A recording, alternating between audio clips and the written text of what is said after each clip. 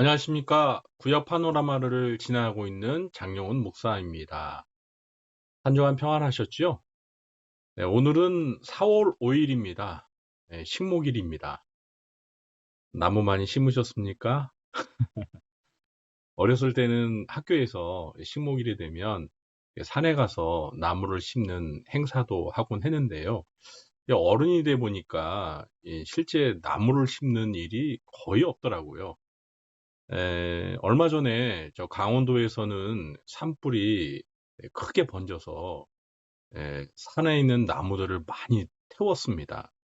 아마 오늘 강원도에서는 이 나무 심는 행사가 많이 있지 않았을까 그렇게 생각해 봅니다.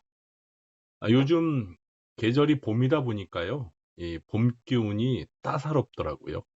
또 산과 들에는 개나리와 진달래 비롯해서 벚꽃까지 피어서 자태를 뽐내고 있습니다.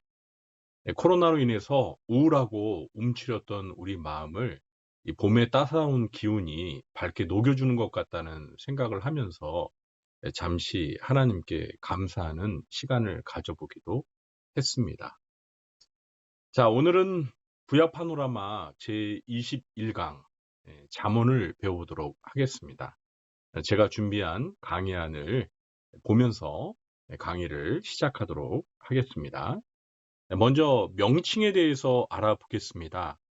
이 구약 성경의 20번째 성경의 이름은 히브리어와 그리스어 성경에서는 솔로몬의 잠언이라는 명칭을 사용합니다. 원어로 보면 잠언 1장 1절의 시작이 솔로몬의 잠언이라는 두 단어로 시작을 합니다. 그래서 이것을 책의 이름으로 사용한 것입니다. 라틴어와 영어 성경은 잠언서라고 책 이름을 사용하고 있고요.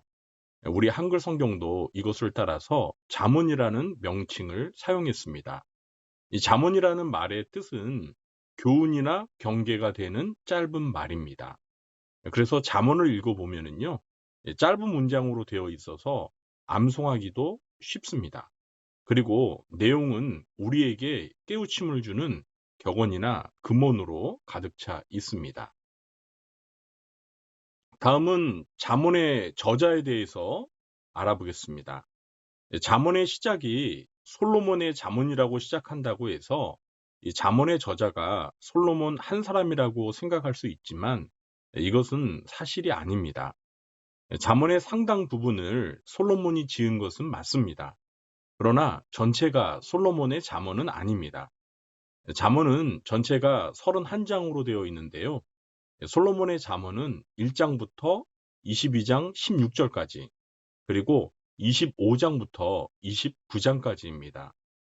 열왕기상 4장 32절을 보면 솔로몬은 3,000개의 잠언을 지었다고 했는데요. 그 중에서 513개의 잠언이 이 잠언책에 수록되어 있습니다. 잠언서는 총 900여 개의 잠언으로 되어 있는데 그 중에 절반을 넘는 513개가 솔로몬의 잠언입니다.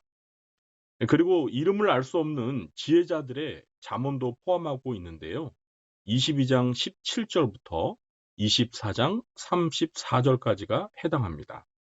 아마도 이것은 솔로몬이 모았던 것 같습니다. 그리고 아굴의 잠언이 30장이고요. 르무엘 왕이 소개하는 그의 어머니의 잠언이 31장입니다. 학자들은 이 르무엘 왕을 솔로몬 왕으로 보는 사람들도 있습니다. 정확하지는 않지만 그렇게 보는 학자들이 있습니다.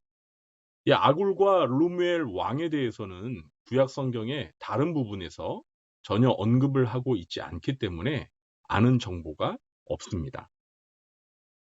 다음은 잠언의 기록 연대에 대해서 알아보겠습니다. 잠언의 상당 부분을 솔로몬 왕이 기록했기 때문에 이 잠언은 솔로몬 왕이 통치하던 주전 10세기에 기록되었을 것입니다. 그런데 잠언 25장 1절을 보면 유다의 13번째 왕인 히스기야 왕이 서기관들을 시켜서 솔로몬 왕의 잠언을 편집하여 기록하게 했다는 것을 알 수 있습니다. 히스기야 왕은 솔로몬 왕보다 200년 후인 주전 7세기 후반에 살던 왕입니다. 그래서 잠언은 주전 10세기에서부터 7세기까지에 기록되었다는 것을 알 수 있습니다. 네 번째로 잠언의 구성 및 개요에 대해서 살펴보겠습니다. 잠언은 크게 네 부분으로 나눌 수 있는데요. 첫 번째 부분은 잠언의 서론에 해당합니다. 1장 1절부터 7절까지입니다. 서론에서는 잠언의 명칭과 잠언의 기록 목적, 그리고 잠언의 주제가 소개되고 있습니다. 두 번째 부분은 솔로몬이 젊은이들에게 주는 격려와 교훈인데요. 1장 8절부터 9장 18절까지입니다. 그리고 잠언의 세 번째 부분은 모든 사람을 위한 잠언인데요. 10장부터 29장까지입니다. 이 세 번째 부분은 좀 더 세분하면 솔로몬의 잠언이 10장부터 22장 16절까지이고 지혜자들의 잠언이 22장 17절부터 24장 34절까지입니다. 그리고 솔로몬의 잠언을 히스기야가 편집한 부분이 25장부터 29장까지입니다. 그리고 잠언의 마지막 네 번째 부분은 이제 개인적인 당부의 잠언인데요. 30장의 아굴의 잠언과 그리고 마지막 31장의 르무엘 왕의 잠언으로 되어 있습니다. 다음은 다섯 번째로 이 잠언의 기록 목적과 주제에 대해서 설명드리겠습니다. 잠언을 기록한 목적은 이 서론에서 아주 분명하게 밝히고 있습니다. 강의 안에는 제가 요약을 해서 두 가지로 소개를 했는데요. 첫 번째 목적은 지혜와 훈계로 경건한 삶을 살 수 있는 비결을 가르칠 목적으로 기록되어 있고요. 두 번째 목적은 분별력을 키우기 위한 목적으로 잠언을 기록했습니다. 그런데 잠언을 기록한 목적을 제가 성경 본문으로 직접 읽어드리도록 하겠습니다. 잠언 1장 2절부터 6절입니다. 이는 지혜와 훈계를 알게 하며 명철의 말씀을 깨닫게 하며 지혜롭게, 공의롭게, 정의롭게, 정직하게 행할 일에 대하여 훈계를 받게 하며 어리석은 자를 슬기롭게 하며 젊은 자에게 지식과 근신함을 주기 위한 것이니 지혜 있는 자는 듣고 학식이 더할 것이요 명철한 자는 지략을 얻을 것이라. 잠언과 비유와 지혜 있는 자의 말과 그 오묘한 말을 깨달으리라. 다음은 잠언의 주제에 대해서 말씀을 드리겠습니다. 잠언의 주제는 한마디로 여호와를 경외하는 삶이라고 할 수 있습니다. 경외한다는 것은 공경하며 두려워한다는 뜻인데요. 잠언의 목적과 주제를 고려해 보면 잠언이라는 성경은 하나님을 경외하는 삶을 살도록 지혜와 훈계를 통해서 이 분별력을 키우게 하도록 돕는 성경이라는 것을 알 수 있습니다. 다음은 여섯 번째로 잠언의 특징에 대해서 살펴보도록 하겠습니다.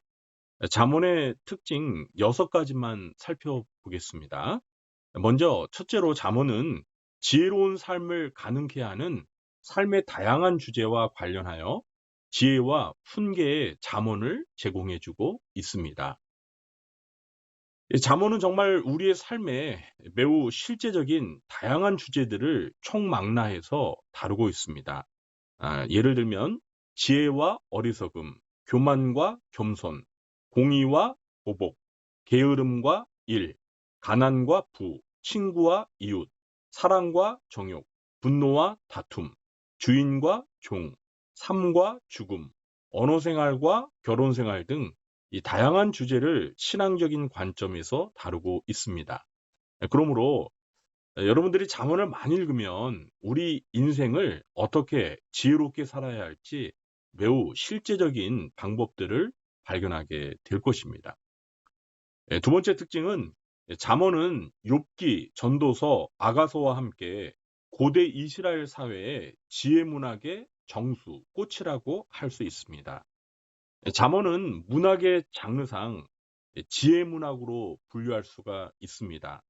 이 고대 세계에서는 현자라고 불리는 지혜로운 자들이 어리석은 백성들의 스승이 되어서 지혜를 가르쳤습니다. 이런 것을 정리해서 이제 책으로 쓴 것이 지혜 문학이라고 합니다. 동서양원을 막론하고 이런 이 지혜 문학의 책들은 많습니다. 특히 구약 성경에서는 욥기, 잠언, 전도서, 아가서가 이 지혜 문학에 해당한다고 할 수 있습니다. 신약 성경에서는 야고보서와 같은 성경이 이 지혜 문학으로 분류될 수도 있습니다.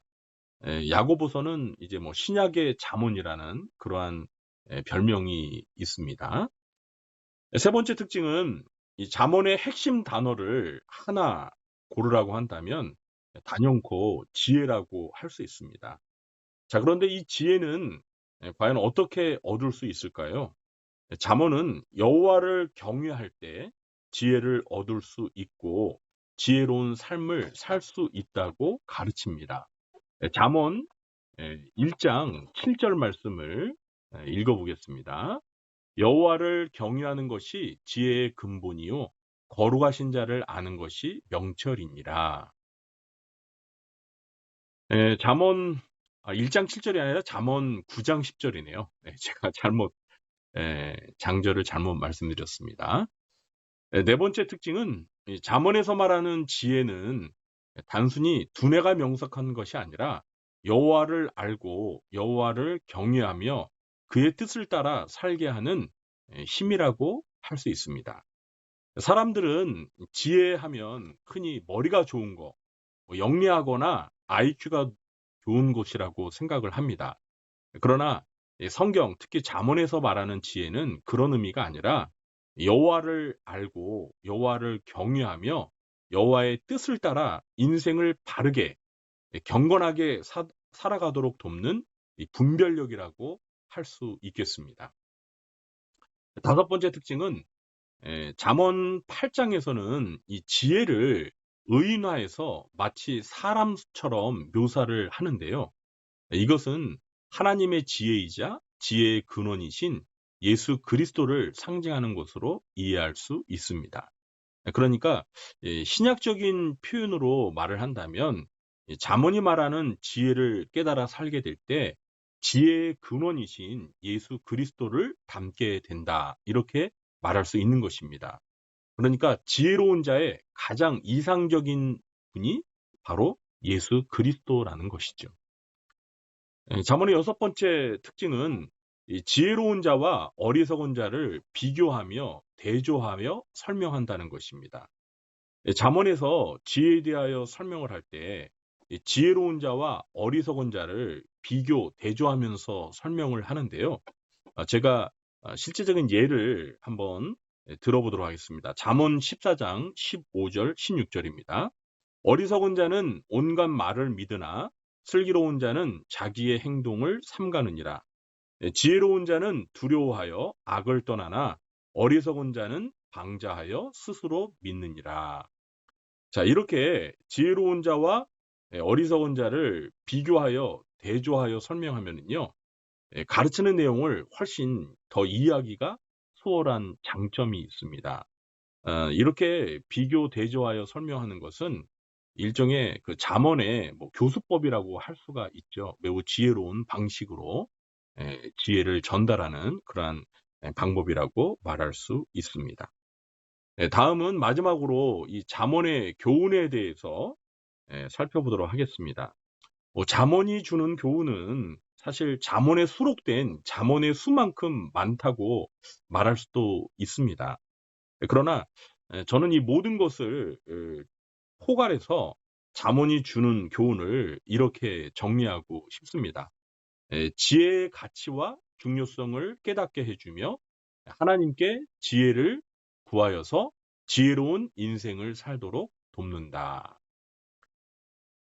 그렇습니다.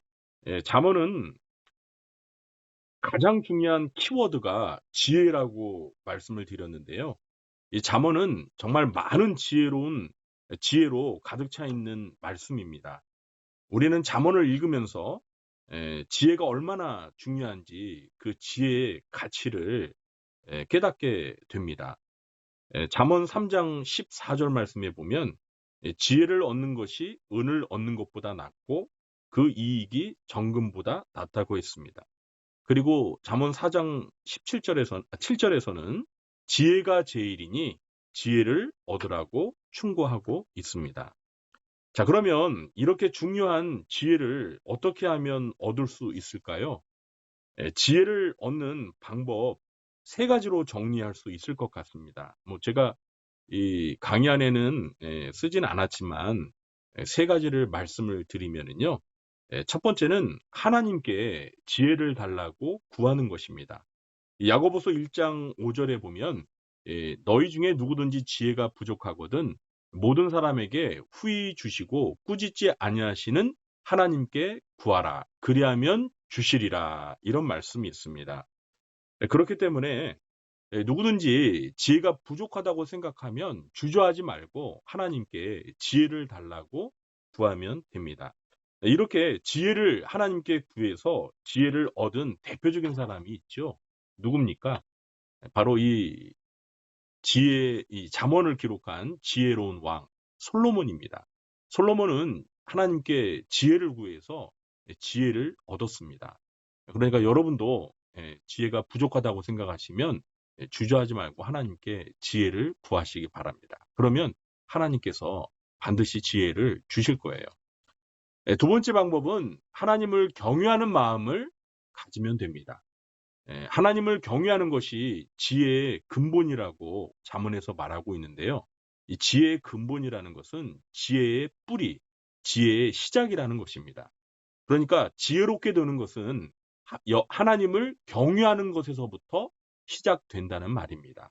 그러니까 누구든지 하나님을 공경하고 두려워하는 마음을 갖기 시작하면 그때부터 지혜로운 자가 될 수 있고 지혜로운 삶을 살 수가 있다는 것이죠. 세 번째 방법은 지혜의 말씀인 성경을 반복해서 읽는 겁니다. 특히 잠언의 말씀을 반복해서 읽으시기 바랍니다. 잠언을 기록한 목적이 뭐라고 했죠?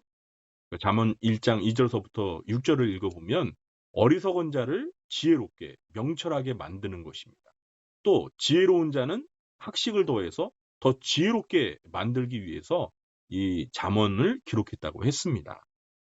잠언은 전체가 31장으로 되어 있습니다. 여러분 한 달이 며칠입니까? 30일 또는 31일이죠. 그러니까 욕심 부리지 말고요. 하루에 잠언 한 장씩 읽는 습관을 꼭 실천해 보시기 바랍니다. 하루에 잠언 한 장을 읽으면 한 달이면 잠언을 한독할 수 있습니다. 이렇게 우리가 잠언을 매일 가까이 읽으며 살게 되면 잠언을 통해서 지혜를 얻을 수 있고 또 지혜로운 인생을 살 수 있을 것입니다. 꼭 그렇게 실천해 보시기 바랍니다. 그러면 정말 지혜로운 자가 되고 지혜로운 인생을 살게 될 것입니다. 오늘 준비한 강의 내용은 여기까지입니다. 열심히 들어주셔서 감사하고요. 오늘 강의를 통해서 이 잠언이라는 성경을 이해하는데 좀 도움이 되었으면 좋겠습니다. 그런데 제가 정말 바라는 것은 이 잠언이 기록된 목적처럼 우리 모두가 지혜로운 자가 되어서 지혜로운 삶을 살게 되는 것입니다. 이제부터라도 평소에 잠언을 가까이 하셔서 잠언을 통해서 지혜를 얻고 지혜로운 인생을 사시는 저와 여러분 되시기를 진심으로 기원합니다. 아멘. 네. 다음 주는 고난주간입니다. 다음 주에는 우리 교회에서 우리 교회뿐만 아니라 아마 전국의 교회들이 한 주간 특별 새벽 기도회를 진행할 것 같은데요. 한 주간 제가 고난주간 특별 새벽 기도회를 인도하기 때문에요. 다음 주 화요일에는 이 구약 파노라마를 휴강을 하도록 하겠습니다. 우리 성도님들께서도 고난주간 특별 새벽 기도회에 빠지지 말고 한 주간 기도하면서 예수님의 고난을 묵상하며 경건하게 거룩하게 고난주간을 보내셨으면 좋겠습니다. 그럼 저는 고난주간 보내고 난 후에, 그러니까 2주 후에 전도서의 말씀을 가지고 여러분을 다시 찾아뵙도록 하겠습니다. 오늘 열심히 들어주셔서 감사하고요. 평안한 밤 되시기 바랍니다. 그럼 저는 물러가도록 하겠습니다.